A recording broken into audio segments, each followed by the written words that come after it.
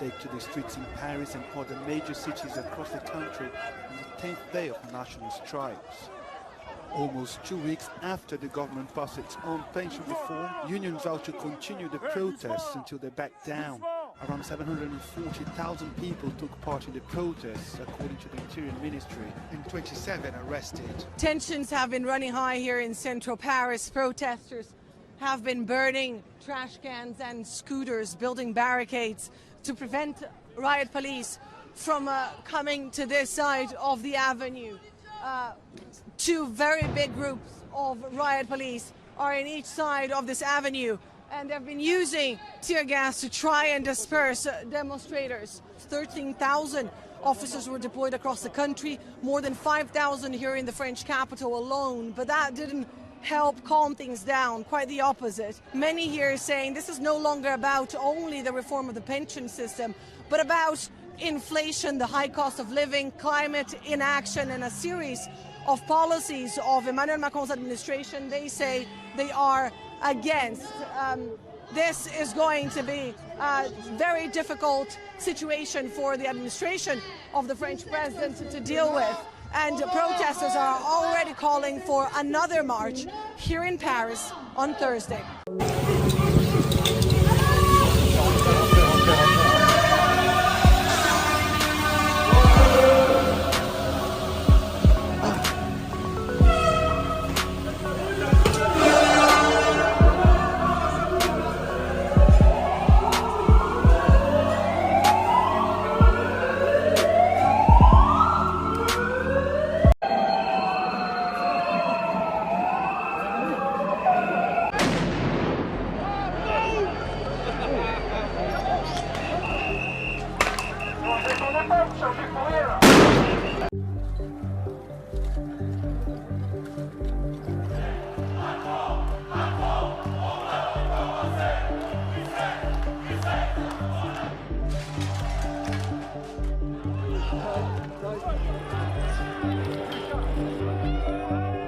Cette réforme, tout simplement parce que j'ai deux parents qui sont en train de se tuer la santé au travail et que j'ai pas envie de les voir mourir au travail en fait. Moi, mon père il travaille tous les jours, il se lève pour aller sur le tarmac à Roissy à 5 h du matin pour charger les avions.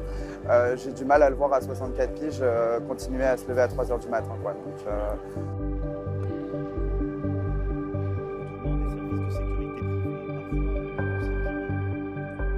nous, on n'accepte pas de travailler 2 ans en plus. Voilà, nous, on fait un métier qui est physique, qui est difficile, en horaire décalé. Et en fait, faut que Macron il nous explique comment on peut travailler jusqu'à 64 ans comme ça. C'est impossible et nous, on le refuse. On ne lâchera pas tant que Macron n'aura pas retiré sa réforme.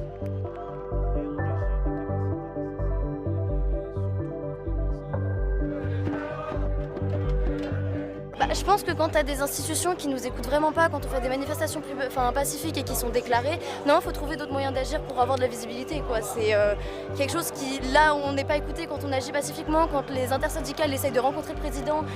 On n'a pas de moyens de pression, quoi. Pour des jeunes comme moi, on grandit avec l'espoir de pouvoir agir sur notre société. Et quand on voit que de toute façon les décisions sont prises sans consulter les gens qui composent cette société, ça nous enlève toutefois en la possibilité de pouvoir changer les choses, quoi. D'accord.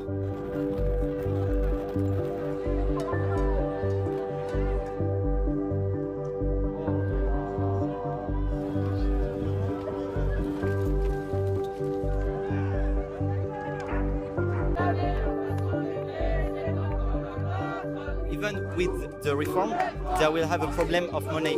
So at the point of money, there is no difference between with and without the reform.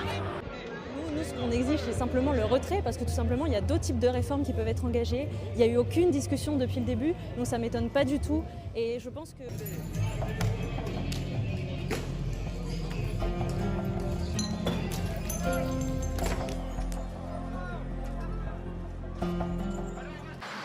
Outside Paris, airline passengers had to finish their journeys to Charles de Gaulle Airport on foot after protesters blocked all routes to the terminals. Everyone should be allowed to strike. But what sort of image does it give of France when it's an international airport? It's appalling. Sure, it's bothering me today, but they're right. As thousands marched in the capital, some radical protesters sent a message to Emmanuel Macron by briefly setting fire to a restaurant known to be one of the president's favourites. It's true that there has been some violence. You have to condemn each kind of violence from the manifestants and also from the police. But you should have in mind that in France people are very angry about Macron. First, because they don't want this reform. If you look at the polls, you have 73% of the French people that does not want this reform. 93% if you take out the people that are already retired. So it's massive opposition. There is opposition, let's say, about the reform, but also, let's say, you have, I see, this kind of violence because Macron, in the way he passed the reform without a vote in the parliament, and also about, his way, his behavior is quite violent in that part.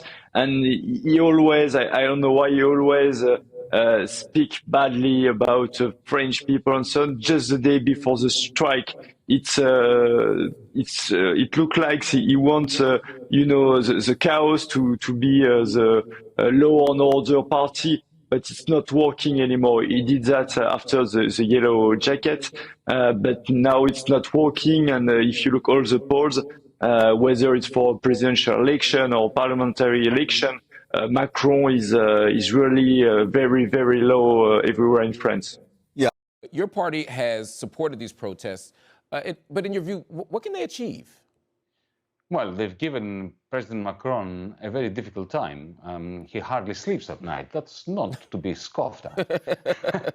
But let me make the point, the crucial point, I think, because many commentators say, hang on, what's the big deal?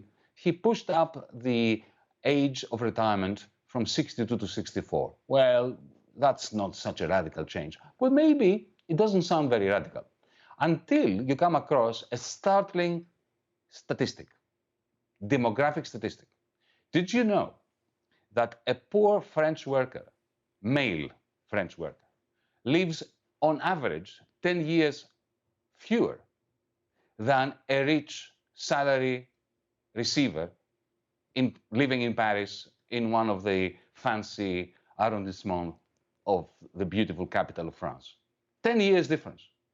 So essentially, when you're pushing up the pension age limit from 62 to 64, for a very large proportion of poorer workers, that means that they won't receive a pension for very much of their post-work life. You see, these austerity measures, which are essentially a kind of class war against the poor, they come as a very long list. I remember when I was negotiating with the International Monetary Fund, with the European Central Bank, with the European Union, and they were imposing austerity measures upon my people here in Greece. That list began with some signature policy, like pension reform, they call it. And then once they managed to push through that, then a whole list of other, again, in inverted commas, reforms follows.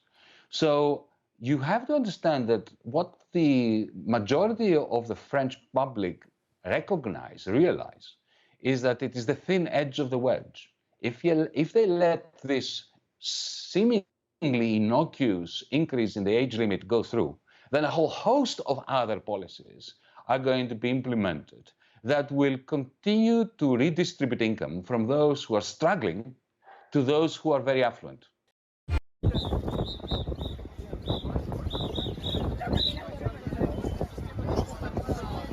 Recherche de